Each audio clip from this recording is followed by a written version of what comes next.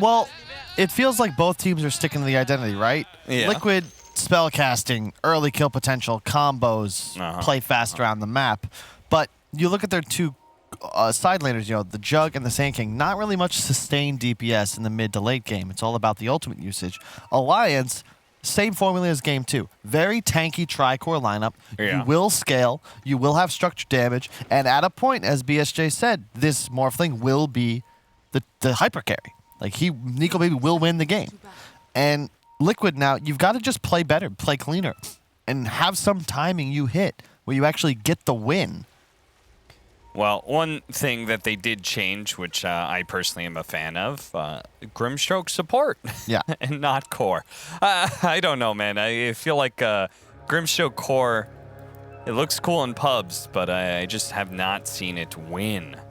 Taiga sitting up on the high ground here as they are going to go for this contest, and FNG, he's going to have to level up the cookie and get up the river here to make sure he doesn't feed away first blood. Does get a spin charge, though, so we're okay with that. Well, not charged with the mana. Taiga will not be playing Enchantress. That's the key. That's the adaptation from Liquid. However, if there were one thing I would change, it would not have been that. We'll see how this top lane goes. I think this is the one to key in on. You don't want to give Morphling a free laning phase. Dark, Willow, and Sand King, it's very feast or famine. You get early pressure like this, maybe things start off well. Yep, and they're going to force him, or try and force him, into morphing as much as possible. What do you think about the change-up here of Morphling? Nahabdo, okay, is he just straight up dead? He's dead! Koifa. All right. Immediately is like, I'm gonna win this lane. I've counterpicked the DK with a Viper pickup. It's on me to win my lane and just shut down Limp entirely. How did that happen? Start. I wasn't even watching. You just queued him. Okay. Gave him the queue. I mean, Limp also went for the, surprisingly went for Dragon Blood level 1. I would have figured he would get Q and just, the damage reduction is not negligible, and at least you get the guaranteed Archer, but... Yeah, well done, Koifa. This lane equalizes once Limp hits 3, but yeah, if Koifa can just kill him, yeah, he just clicked him. Yeah, you're right. Spam Q. Pushing the wave, I think, was most important. Yeah. You get the wave under tower, and suddenly you're left with nothing but Limp's shocked expression as he suddenly finds himself deadened in base, waiting to respawn.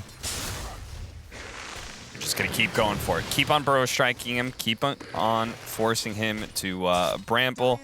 I'm watching very closely his mana whenever he uses the attribute shift, as I think what Brian was saying is probably right. Unless you are specifically matched up against heroes that can mana burn you, Morphling may actually be stronger than he was before, even though they added the old mechanic of having to need mana to do this attribute shift. Oh, we'll find out, right? If Alliance win, he's right. If not, he's wrong. Okay. No pressure. Boy, Koifa's really pushing it, man. I'm watching him just constantly underneath this tier 1 tower, pressuring Limp more and more and more. Another hero that received a small little buff there with Little Shredder. Much stronger as you level it up. So it's not going to help you right now for FNG, but he is using it to try and challenge Taiga. Because he wants to be able to split that support away from the Sand King. Because as a duo, that's how they're going to be able to pressure the Morphling bottom lane. Meanwhile, they're going to go for the Inkswell spin combo here. Now, S4 actually knows he's tanky enough to survive through this spin and tries to get the kill, and he will manage to get it. Now with that extra bit of regen, he'll survive. Mickey cannot get this. What a read from S4. Nice turnaround there. Yeah, he might even die with no boots against the boots on the Juggernaut if he doesn't get... Oh my goodness, wait, Mickey, careful. Actually going to get him as well. They'll just force him to get very, very low. Healing salve is going to be given away by Insania. Trouble is, this mid lane is a unmitigated disaster. Koifa now just keeping lane control, and Limp is forced into the jungle at 3.5 minutes in. Not good for a mid DK, and it just gets even harder as the Viper gets more and more points in that poison attack. Burrow strike in. They've already done a lot of damage here. FNG, he's going to die. Taiga still has the Shadow Realm, so he'll be good. They also secure the last hit on all of the hard camp creeps as well, so this lane is going all right. I love the decision as well. The caustic finale point is key here on Boxy. No sandstorm early on. It's so powerful against melee or low range Oh, they go again. Oh, whoa. Oh, Nico Baby actually waveforms forward into another Bramble, but he's more of in his strength. He's going to be okay. This spin will kill S4. The combination finally does do its work. Kill combos across the side lanes here for Liquid. Yeah, this bottom lane is super outmatched. In theory, Liquid safe lane will eventually force Necro out of lane. It's just too powerful. Jug runs in, Inkswell, spin. Necrophos just can't really play the lane anymore. The fact that they have that kill and 20 CS on S4 is actually a bit of an achievement already. Yeah, it's just the fact that Inkswell and spin early on don't do that much of a damage, but you start giving it to levels, and you're going to see that damage starts racking up. S4 might be able to play the lane now. No. Oh, we managed to get the healing ward. Mickey. Gotta micro that a little bit better, son. Had them both selected. Hero plus ward, unfortunate. That would have been really nice for him, but 2 tangos, you should be okay. Mid is just, oh my god, this is just a problem. Yeah. A huge problem. He's doubling up on his CS. Limp is spending his life. Okay, so he gets level 6. What do you do? Like, because normally if you're up against, like, one of these roaming type mid laners, then, okay, DK gets his level 6, he starts pressuring the tower. What do you do against a Viper? I don't know. I love what Koifa did. You know, if this is a hero that can farm jungle more efficiently, maybe Koifa pushes the lane with the catapult. But this is so smart. Just keep the lane control. Chill. Yeah. You have wave on your hill. Limp cannot play the lane. No need to push. Just economically destroy him. Now we can push a bit. You've already controlled 2 waves. Yeah, and it's about time to... and it's for rune control. Get that siege wagon in there on top of the tower. Oh, the my, bounty all runes the are coming runes. up. The power runes are coming up. Fortunately, Hanskin got the perfect rune. Haste. It'll get him out of danger. Get him to that bounty rune pickup. Nice read there on the ward location. Though that might have been more about dealing with the sandstorm, actually. It's actually unfortunate for Koifa. Like, I say all that, and then he just pushes the wave. Limp immediately shows up, gets 2 creep waves, and now has level 6. So. Well, I mean, it would have been okay, right? Your idea was still correct. If he gets the power rune, That's then true. he's Yeah, able he to just use kills that him. power rune to threaten Limp as the creep wave's pushing in. But great play by Hanskin coming over, making sure that doesn't go over there. Boxy, bro strikes over, and whoa, will be Nico, denied. Jesus. Nico, baby, jeez, man. I thought he was going to just, yeah, whoa, my. The way you're clutching at your chest there, Kyle, he really almost gave you a heart attack. You can't morph like that in standing in a sandstorm. I like this one, that when you're behind like this, you can see no point stun, but 3 points in the queue. Still saving the point just in case he wants to stun something. But get the soul ring as well. Invest in that early mana, because otherwise you just fall off. You're not really going to be farming woods by last hitting. You need to be spamming Q, and soul ring allows for that. Yeah. Still not able to use that dragon form to hit any towers, though. Koifa has 10 CS a minute already. Yeah, that's pretty good. Pretty good. Does Koifa at some point, do you feel like he should try and go somewhere in one of these side lanes, or are the side lanes already going well enough that it's kind of pointless? You can't really do that as a Viper here, I don't think. Maybe if you were going the Atos build, but it looks like Dragonlance will be the item of choice. And I mean, you could argue he could go do something to the Necro, but I think you're more valuable middle. Yeah. There's a rune he picks up. He's making it really difficult for Limp to play the lane. Any rotation, and the DK almost certainly goes down. Taiga TPing bottom. This damage, it's not going to be quite enough to blow up S4. Oh, like S4 doesn't have Ghost Shroud skilled. He's playing like he does. Yeah, he really is. Whew. Close call there as the maxed out Shadow Realm. I mean, if Mickey realized that, you know, he just pops Omni and S4 is done for, but yeah, no way he would think that that would be the case. Yeah, sometimes you just kind of gotta bluff, right? Yeah. That's what I think we were talking about the major. Some of the South American players do so well, right? Is just being able to bluff, act like you're really strong to be able to force somebody out of lane. something that you kind of have to be able to do in Dota nowadays. S4 clears the stack just in time to get another. Boxy back laning. Can't really contest the morph too well, but you can try to outfarm him by dragging his wave around. Maxed out Sandstorm. Strange build. Yeah, and see if it gets him out of this. No, he's just chain stunned for so long. Meanwhile, bottom lane, S4, he is going to die this time to the Omni Slash. Looks like they finally went ahead and pulled that trigger. Hanskin ticking out. Oh, he barely lives. Sub 30 HP. But Tranquil Boots, he'll be just fine in a few moments. That's true. And Limp, I'm not sure what he popped his dragon form for. I think he just was farming some neutrals or something. But yeah, I guess at that top lane, he needed the range stun. Stacks on stacks on stacks here from Taiga. There's always someone on Liquid who's doing it. Will they get this? No way. This gets another. Yeah, no, this got the hard blocked cap, up though. way too much. If you cut those 2 trees, maybe you can make it. Yeah, you can always. It used to be you go the opposite direction, right? You go from the bottom if you want to stack it more by cutting trees. Oh, he's got to get out of vision, but Limp's on the other side of things to make sure that Pincer bring down the star support of Liquid. Another Siege Wagon push opportunity is going to come up here. We'll see what either one of these teams does. That's pretty cool. I didn't realize. Yeah, Boxy's just farming Ancients with Sandstorm. Okay. So it explains it a bit. I mean, Gets his Blink Dagger plus a little more. It's such a Liquid move. Radiant structures are fortified. It's like, why did he max that if he's rushing Blink? Oh, because you're going to get almost 2 levels from the 4-stack Ancients that you take for free. Go, be careful, Boxy. Oh, they're going to pop the Spike Carapace into the cookie, but they already have the Sentry out there, so just a Vendetta hit is good enough. He got all the creeps, though, and bought a Blink, so could certainly be worse. But the downside of making a move like that is you're effectively just giving away your top tower.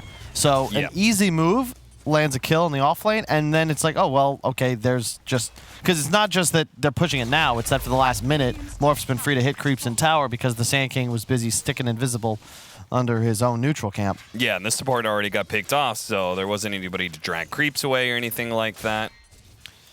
Yeah, that is a bit of a problem. Liquid, who started off with such a promising laning phase. Some of that's gone, but we'll see how the Blink Dagger comes in action now. So they're going to be able to blow up the Dragon Knight, and this epicenter damage, it's building up, guys. You did not want to walk into that one. God, what? This is a repeat of Game 1 Alliance. It's like, guys, just, you know, it appears they were ready for that move, but this is, as soon as Sand King blinks in, you got to assume he's just dead, especially once you recognize there's an Ink Swell. Yeah. But man, that was a gift. You lose Limp for that move. A 4-man smoke blink reveal? Okay, we'll take it. But to TP your entire offlane in as well. Good. And Koifa using his Dragonlance to poke at the tower outside of range. Mickey just... Watch that again as we see. Okay, like, there's he's no stuck. hope at this point. He's so dead. They must... Oh, you know why? They don't see the epicenter channel. Yeah. He gets it off inside of Sandstorm for sure, but, I mean, still, I feel like you kind of know he's going to blow Epicenter, right? And they're all going to all in for a Dragon Knight kill. He's tanky. You're not going to underestimate that. Yeah. Thing is, CS is a bit deceiving. Koifa has 30 up on Nico Baby, but the net worth is very close. Yeah, it is. And the other thing is that Jug, while he has a good matchup against PL, Morph traditionally has always matched up quite well. The Omni is disjointable, tank throughable, and later on in the game, you just smack him in the face with a Scotty and a bunch of items. The E-Blade also will work wonders against a hero like Grimstroke, and Sandy will have a tough time surviving against the combo. Although I'm not even sure if that is the item build. Yeah, I thought it might be this. Nico's going to go for the Lincolns. Might be the traditional Lincoln Z-Blade, but, you know, of all the heroes that got buffed, as Brian was saying, in regards to the ranged heroes using Manta, that has always been a Morphling item, and now it's significantly better on him. So my question is, even if the Morphling, okay, he is going to outscale Liquid, is the drop-off as severe as it was in Game 2, or do you feel like Liquid, they've got a little bit more leeway? Oh, hang on. I hear an epi. Yeah, he's pump faking it. He's thinking about it. He's he's gonna in. go for it. Yeah, they're finally gonna take down S4 and see if they can take this mid-tier 1 tower, which they will. Alliance this time around are going to say, okay, fair play, Liquid. You got to pick off. We're going to let you take this. I'm so happy you can cancel Epicenter now.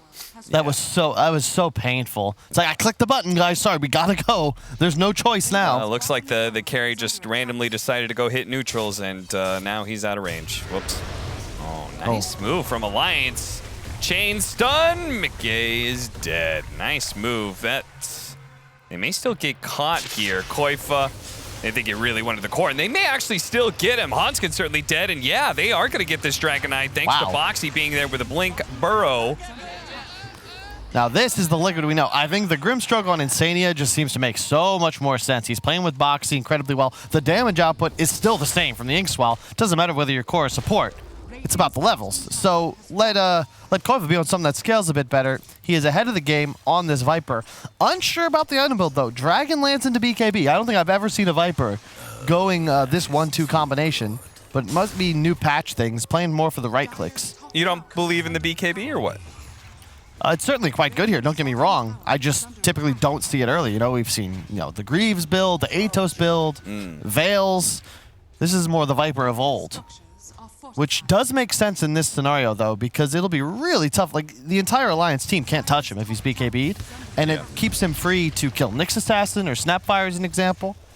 Until Limp has BKB, he'll be quite susceptible as well. He has the Blink, but, of course, BKB will be his next item. Yeah. And I do think the right click, like being able to focus on right clicking as a Viper is more valuable than it used to be because of the stacking of poison attack. Yeah. Right? Lowering that magic resistance. That's very significant. That is a lot. Yeah. So instead of just being a walking Viper strike like many Vipers in the past used to be, now there's a lot more value to lasting. You get the shard, and suddenly it affects armor as well, and it can also hit buildings. We'll maybe see that later. Be careful here, though, Mickey. They fooled him once with the initiation into the Nyx pop-up. Don't think he'll fall for it again. I wonder if they clicked on the Viper fast enough to see this BKB. Surely they've done it now, though. So that has been very likely revealed. Alliance are going to be very wary of taking any fights near Koifa. And it's probably best to do what they're doing right now very nicely. Nico Baby split pushing out the bottom lane, feeling very comfortable with his Lincolns that he'll be able to deal with any kind of assault. Also hitting top on the Dragon Knight, just staying away from this mid lane, which is where Koifa is. Probably just dodge wherever Koifa goes. He's like a timber saw at this point in that regard. Yep. Yeah, I love his item build. BKB into Sanjin Yasha. He's just going to be a right-click machine. It's going to cover the damage disparity they'll have between the Jug and the Morph as the game continues.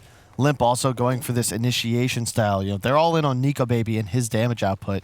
Even S4 itemizing completely defensively. Hood into Yules is the choice. Anybody's game, though. 11-6, 2K gold lead. Don't need to talk more about the stakes. I know it's only the first match of this European League, but both of these teams need this win. Perennially... Oh, hold up.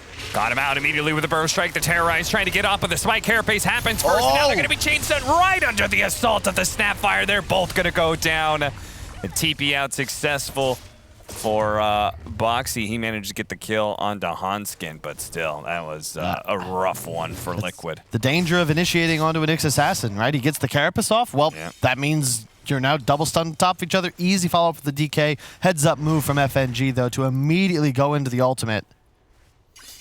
Rack up that damage, and Koifa's BKB, it's a great item and everything, even that Essence Ring to help him out, but you can't use them if you get 100 to 0'd, and that opens up Roche. Yeah, quite the change of fate. Alliance being able to pick up the Aegis here. I think almost more importantly, denying it away from Liquid is really important, who could have used that momentum that is presented by having an extra life.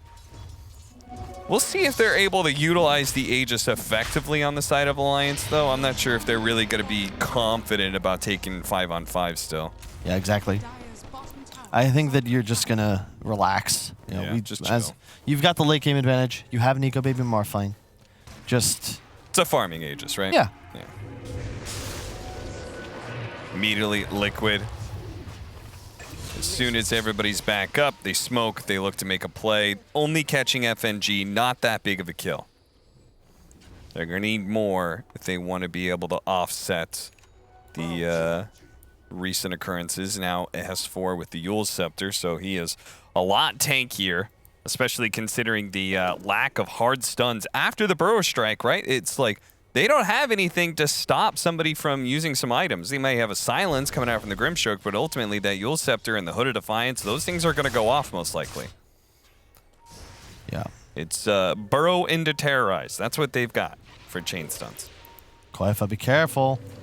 Koifa leading the way here, but he's immediately going to be targeted by Limp. The terrorize comes in with a big save. The Soulbind double Viper Strike onto 2 with a silence there as well. Nico Baby taking a hefty amount of damage, but he's going to be okay for now. In fact, he's willing to go back in here as he's going to turn. And oh, look at that epicenter going out, but S4 managed to get off the Yule Scepter, dodging a lot of damage. The spin, it's only going to last so long. The Reaper Sight goes out, but Koifa is still surviving FNG. He's locked on a sniper, pointing his gun at Koifa. Nico Baby just needs one more shot. He's got him. Support and the core now down. Nico Baby looks to play the outskirts of this team fight and see if he can continue his assault. Goes for the spin. He's got to be a little bit careful here as they're going to go for this kill on a Boxy. Wow, that damage was pretty hefty. They managed to take him down. Mickey playing into it. He's going to go for Hanskin, but again, Nico Baby is having a very free game, and Mickey, his spin wasn't quite enough to kill Hanskin. Look at Nico Baby. Just he went full on agility, seeing if Mickey would turn around. Yeah, this Aegis just wins the fight for Alliance because suddenly Morph isn't a real target. Nico Baby is playing with so much confidence, just making everyone on Liquid fear him, and you can't turn for him. You can't use Omni Slash or actually try to deal with him, because if you do so, the rest of Alliance survives and Nico Baby just respawns. So they once again get a really nice situation. This fight is over for Liquid if not for a 3-man terrorize. But you can see here, damage wasted onto Morphling. Nico isn't even thinking about retreating. He's just considering, who do I actually want to target? Oh, Insania? Nope. Koifa? And if they finish off the Necro here, maybe things go a little differently, but instead, Ghost Shroud, Wand, heal, gets the ult off just for that little bit of bonus damage. Yeah, I mean, just like 200, 300 damage means Koifa does die to this last hit from Nico Baby before he gets into the trees. Yep, and otherwise he can juke a little bit. He had Essence Ring up in 4 or 5 more seconds. Changes everything if you just get that spell off. Yeah, this would have been a 4 versus 3 at this point with a Viper still alive, potentially able to reset. Instead, Nico Baby's just able to continue his assault. Oh. And you were saying, Alliance, or rather Liquid, have a significant lack of follow-up stun. That's going to be a big problem the later this game goes. I mean, Morphling, you feel really good when you're playing against a team without control. Well, back into it we go. Alliance, they've actually finally managed to put the net worth in their advantage, but it's so much worse for Liquid than that, because Nico Baby is already showing how indestructible he feels in this game. It's a perfect Morphling game. Yep. Well, and not perfect. That you do start to also see the Viper BKB early. It's not a bad choice, but it does limit his item progression. Well played by Insania to get that one up. Quick reaction. May still be in trouble here. Mickey, oh, the cookie saves him there. Nico Baby managed to kill Insania. They're going to go for this one, though. They underneath the tower. If they can actually take away the Aegis quickly, but he just morphs too quickly, man. If they got that tower into tier 2, then who knows what happens from there, but it just looks really grim for Liquid right now, to be quite honest. Nico Baby 2,000 gold ahead of the game, and you look at the drafts and think, damn, you're really not going to be able to deal with him. And Koifa, unfortunately, had a dominant performance in the laning phase, but his item is a Dragon Lance, BKB Sanj. None of these items help you scale. Yeah. He is supposed to be strong now, strongest on the map if possible, and it's just not the case with Nico Baby in the game. Radiant's top tower is under attack. Thinking about pushing the tier 2, they have Aegis for another minute and 15 seconds, plus that DD. If I'm Liquid, I am not looking to take any sort of fight around here, and you can even see them scatter across the map in the opposite direction of this Alliance 5-man. Mickey goes ahead. Plays in the enemy triangle. He's trying to go for a Scotty to help deal with the Morphling a bit better, and also That'll help with, I mean, against everybody. They're all regen heavy on the side of Alliance. It's why we saw that item build from Liquid in Game 2. Shiva's, Scotty, Spirit Vessel. But Alliance, it's working really well for them. I almost wonder if we'll see some Ancient Apparition pickups against this team, because they certainly have a certain kind of style, Alliance. Yeah, you said it. And they kicked off last season as well, if I'm not mistaken, beating Liquid. Might not have been it was the first or second match. And I think it was a big part of what gave Alliance that momentum to ultimately finish 5-2 and take that coveted second spot in the EU DPC.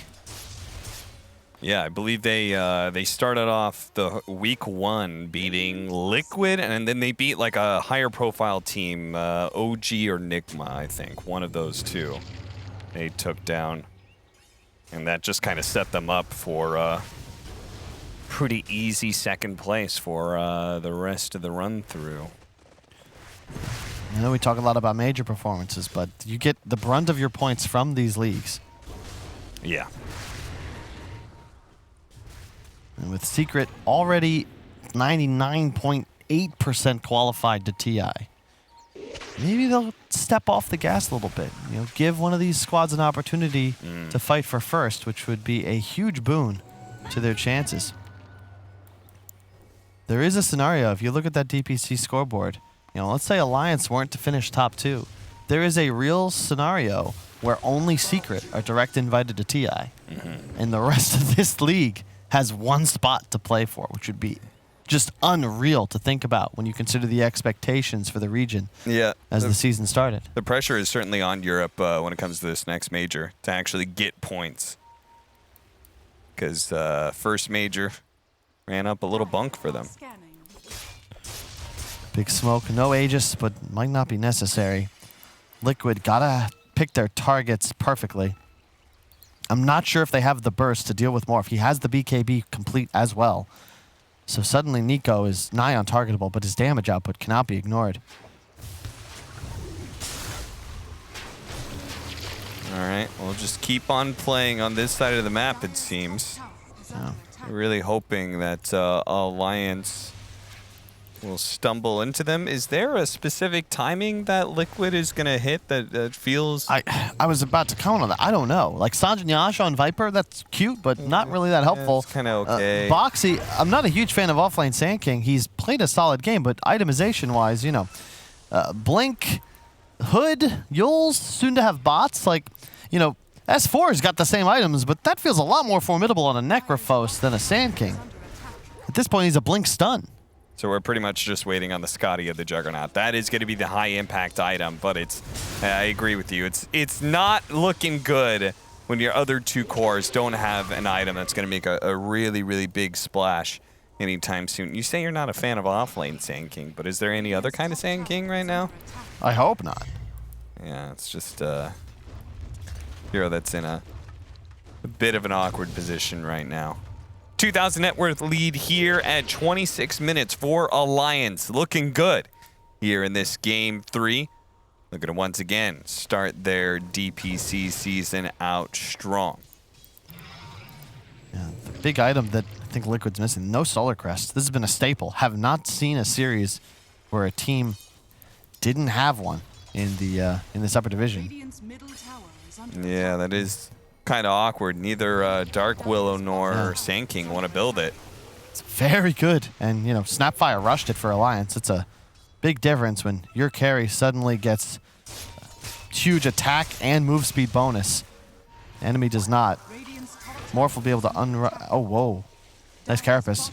Yeah, Hanskin, he is going to catch up to them here. Managed to land the Impale. Limp, he can follow that chain stun up. Boxy immediately intercepts with the Burrow Strike, but it may not be able to enough to save Koifa. Managed to get off his BKB. The Essence Ring, he's walking away. The Soulbind's going to hold back Nico, baby. But the Omni Slash, it's already been used by Mickey. Fortunately, he was able to take down the Healing Ward, and he will manage to bring down Limp. The Scotty put in some work here, but all that magic damage on Nico, baby, was ignored as he jumped up in the air with extra Yules. Mickey, targeted by the Reaper's Scythe, is going to be okay, but now he's hit by the Cookie. Slowed down. That Inkswell's not going to go off at all. Nico, baby, just continue. As you said, can't be targeted, but also can't be ignored. Still, though, they escape. It's a 2 for 2. Was 2 cores to the 1-1 on Alliance, but it could have been worse. But I think the key is Mickey, dead. This is the guy who is scaling. This is the player that traditionally Liquid lean on to get wins in big spots like this. And meanwhile, his counterpart on Alliance, Nico Baby, is just getting fatter and fatter. Soon he'll have a Scotty complete and looking to just push down this tier 2. You can't stop him either. Yeah, you said very early on what Morphling eventually turns into in the matchup against Juggernaut. He gets a Scotty and just starts right-clicking you. I take that back. He swapped it up. E-Blade. Okay. What do you think he's making because I felt like the sustained impact of Scotty would have been quite nice. Think he recognizes one, maybe the Omni Slash is the only thing he has to fear. Okay. Could save Limp potentially from it as well.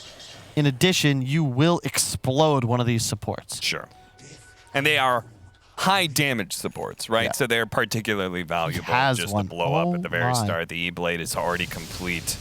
It's one of the more stat-efficient items for a Morphling as well. I mean, 40 agility. Yeah. No other item possesses more. They've already found the initiation here. They do have the Inkswell. Mickey's coming back. He's going to try and TP in, but it's going to be a moment or two before he's here. The Soulbind's going to be kind of wasted, and the Viper's already dead. Liquid stepped outside of the base 5 seconds too early. Yeah, they can't, man. They just cannot fight. These heroes are way too tanky. And with the double BKB popped, you know, you've got to at least wait for it to fade. If you're Liquid here, you need to poke a bit more. Maybe with Omni Slash up, you'll be able to make a move. Looks like that'll be the play. They're going to smoke out 4 on 5. Roche is up. They know it. Does Koif have a buyback? No, he does not. This is a YOLO play for sure. They are desperate. There's no BKB on Morphling. Alliance is going to read it. They're going to read Liquid like a book. They know they're here. They know they're smoked up. Boxy's still going to go for it, but he whiffs the Burrow Strike. Blind one inside the pit. He doesn't get anything. Limpy's going to be targeted by the Omni Slash. It bounces over to FNG as well. That may be 2 kills. Roshan's also very low, but now Nico Baby is still completely uncontested. The Reaper Strike's not going to do that much. Mickey still on his way out. Can he get away? He's got a spin coming up in a second here. The Healing Ward in another one. He's out. He's okay. Shadow Realm TP out. Nope, that's going to be denied by the Impale. All things considered, Liquid, I think, got away with highway robbery there, but they will not get away with robbing the Roshan from Alliance. That was, that could have been so much worse. Really nice footwork there from Mickey. Playing around the Roche Pit vision and escaping with just enough time to get spin off. Lip diebacks, so his damage output, look at his net worth, I mean, falls behind S4. It is now the Nico Baby show. Concern is, Liquid not really in the greatest position because they're Boxy, 6th place, net worth, 7th. I'm getting better at numbers. And Koifa still falling off. This is just getting harder and harder. The spin TP available. Mickey still has to be a little safe. They're going to try and pop him. The linkage goes through.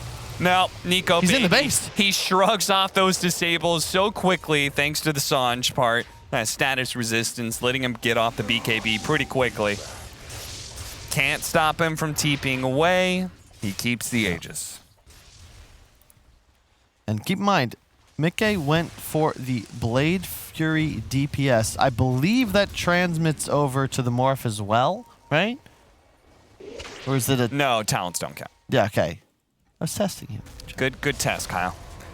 Look at the damage Boxy, here. So, it looks silly, but he's totally blind there. It's more on Alliance the fact that they had the successful scan, read that Liquid was coming, everybody jumped outside of the pit except for Nico Baby. look at this movement, though. He's so close to dead here. The Impale coming out, or rather the DK stun. Yeah. Not enough. Then the Inkswell gives him enough move speed to get the hell out of dodge. They have the Aegis, though. 9k gold lead for Alliance. Mickey, can they hit this Impale? Is he going to be fast enough? No, the Dragon Tail comes first. They're going to make sure there is no chance of Mickey surviving. DD on the Morph. They're going Lane to force pushed. the buyback. Nico Baby, he's going to go for it here. Epi coming in. The epicenter, they're going to go for it here. Oh, no! That's not what they wanted whatsoever. The big entrance of Boxy is denied by the Lotus Orb, but Burrow striked right back out of that epicenter. Nico Baby is in. Triple kill for him. He doesn't give a damn about your buyback, Mickey. He just killed everyone. Yeah, and he still has an Aegis to boot. Jumps in. He's going to try and kill everyone Those are the tier again. 4s. Those are the tier 4s. Oh, but the waveform charge. Okay, he hit 25, so he feels a lot more confident. second buyback being used by Liquid. They don't have anymore because of a lack of gold. It will be enough to keep the tier 3 alive, but they are crashing. Their economy is just dwindling here. 16,000 net worth for Alliance. It's booming on the other side of the river. I mean, he is so tanky. Fully morphed to agility. He still has almost 2,000. Well, he has 2,000 HP. Currently sitting at, how much agility is that? A lot. 321. Good mass, Kyle. Good mass. It's going to go up even more when he gets that Scotty. And meanwhile, we're looking at small skirmish items here for Liquid. Yeah. Nikkei wants to get a BKB. They're looking and hoping at like blink daggers and stuff, but there's no late game items coming the way of Liquid. Nothing that's really going to change their fate. It is entirely up to them out executing Alliance, which is getting harder and harder as the minutes pass. Just Alliance need no damage, but Nico Baby. The other two cores, in fact, the whole rest of the team just focuses on survival and stunning so that he's free to right-click, and the only level 25 hero in the game as well. Damn it, Nico Baby, stop switching up on me. He's like, I'm getting Scotty. Never mind, it's an E-Blade. I'm getting Scotty. No, I'm getting a Satanic. It's here, though. Satanic's here. Now he's got a basic Dispel, so forget about, I mean, the Lotus Orb is there. The Spirit Vessel's not just going to last, and especially if Taiga's not even there. He dies almost immediately now. Nico Baby does expend his first life for all that. Hanskin comes running in. Spike Carapace into the Impale onto Boxy. He does not have a buyback. 3 versus 5 for Liquid as they try to hold. Certainly not going to be this lane of barracks. Koifa caught by the Spike Carapace once again. He's going to be forced into the BKB. Does do some damage to Nico Baby, but not enough to really threaten him. Alliance are just going to go right back to mid. He still hasn't used any of his tools. Still has both waveforms, a BKB, a Satanic. They might even look to go for Megas here. Buyback just earned enough gold by Boxy, but still no Taiga. Dragon Tail stun. Here comes the Burrow Strike. Immediately onto S4. They're going to focus on this offlaner for now, but they cannot get far enough away from Nico Baby as he targets Boxy. He's already dead. Omni Slash going off, but the damage is just pitiful at this point in time. He finds himself immediately stunned as he comes out of that karate dance, and now, without their carry, it seems near hopeless. A gigantic stun goes off, but no damage, Kyle. They've got nothing left. And they know there's no buyback on Mika. They've got to have a timer. Dead with the Scythe for 150 seconds, and 15 have ticked away, but that's still more than 2 minutes.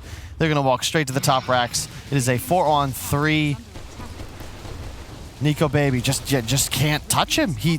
I don't know what you do here. There's a cheese on Limp. This is Megas. And I'm not going to try and hold out hope for Liquid here. Megas against this lineup. I mean, late game is already just looks impossible against Alliance. Being a Mega as well. Comeback is just not in the cards for them here, but they're going to try and hold around these tier 4s anyway for 100 more seconds. Well, Mikkei's not here. Koifa trying to show off his Viper as best as possible. The Inkswell doing a little bit of stunts, but there goes the Satanic. Immediately, Koifa realizes how badly he's outmatched in this DPS department.